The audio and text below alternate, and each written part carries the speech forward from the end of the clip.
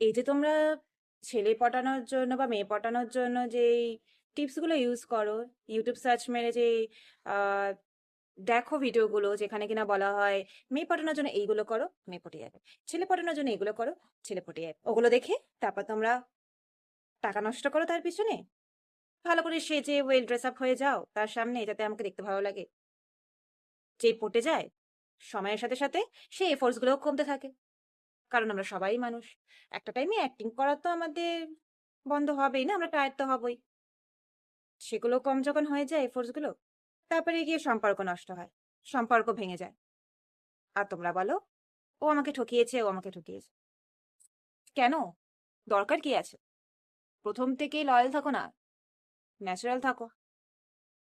কিছু মাস পর, কিছু বছর পর যখন তোমার আসল রূপটাই তাকে দেখতে হবে, উইদাউট মেকআপ, তোমাকে যখন ভালোবাসতে হবে, তাহলে এখন থেকেই কেন না শুরু থেকেই সেটাকে মেনটেন করো, নিজেকে এমন ভাবে প্রেজেন্ট করো তার সামনে তুমি যেমন আছো সেরকমই। মানে তোমার মধ্যে খামতি থাকলে সেগুলোকে আসতে দাও তার সামনে, বাইরে লুকিও না যে না আমার খামতিগুলো দেখলেও আমাকে পছন্দ করবে না। কেন? কিছু বছর পর তো সেগুলো দেখা যাবে, একটা সময় পর তো সেগুলো বেরিয়ে আসবে নাকি? তাহলে কেন আগে থেকে না? ভালোবাসায় এই ফোর্স মানে কিন্তু শুধু ওই টাকা কত খরচ করছে, কত সুন্দর দেখতে লাগছে, আমার কটা কল রিসিভ করছে, আমাকে কোথায় নিয়ে যাচ্ছে খাওয়াতে, কতবার নিয়ে যাচ্ছে, কটা ড্রেস কিনে দিচ্ছে, এগুলো নয়। এখানে থাকে ভালোবাসা।